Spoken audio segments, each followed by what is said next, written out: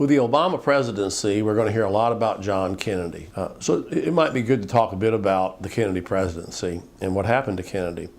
Kennedy came into office under a cloud. The economy was not good. There was a Cold War going on. Shortly before Kennedy came into office, Dwight Eisenhower gave his famous military-industrial complex speech where he said that greedy corporations in the military, we had to be very careful. They were going to take over the government. They could do all kinds of bad things. So Kennedy comes in under that kind of cloud. In his inauguration speech at the end of January in 1961, he gave this fantastic vision for America, a new frontier. We were the heirs of the first revolution. And as a kid watching it, I was greatly inspired. The great line, ask not what your country can do for you, but what you can do for your country. So he was saying, let's have public service.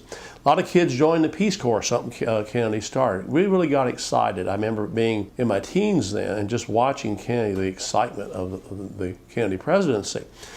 Then all of a sudden, we were into all kinds of confrontations with the Kennedy presidency. At first, he seemed very heavy-handed militarily.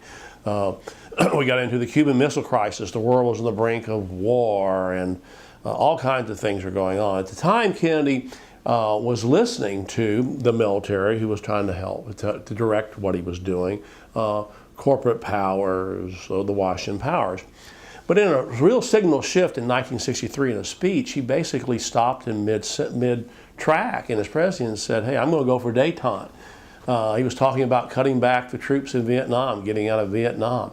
He was so fed up with the government that he said he was going to take the CIA and cut up into 1,000 splinters and throw it into the wind. So all of a sudden, the Kennedy that was heavy-handed was talking about doing away with some of the institutions that had all the power in Washington. So he was making a lot of enemies. Again, hope was stirred. Here was someone who was going to for the young people especially, there was a vision for the future. And then on November 22nd, 1963, he was shot in the head, shot several times and killed in Dallas, Texas. And all of a sudden, the hope that we had dwindled away. As I say, the American dream basically left Dallas that day with Kennedy's body on an airplane. Several days after that, Vice President Johnson, who became the president after Kennedy was assassinated, got heavily involved with in the Vietnam War. He ramped up the military state and the military-industrial complex. He basically revived it.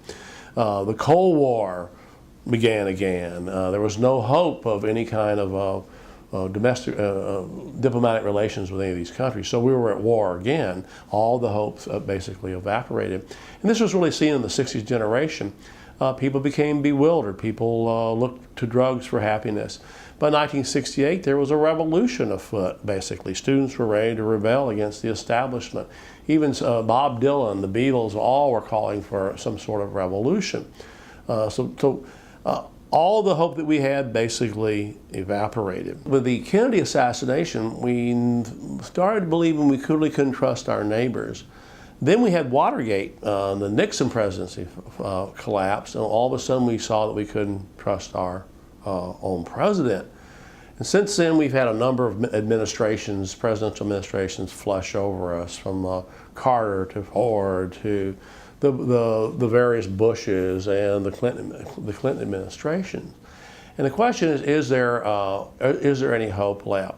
I believe there is hope left, but it's going to be in the American people really taking the reins of government and asserting themselves. And the hope is not found in the most recent election because there was increased voter turnout. It remains to be seen what Obama's going to do. But the point is that if there's any hope, it's in me and you. It's not going to be in some politicians. And we got to start holding our government accountable.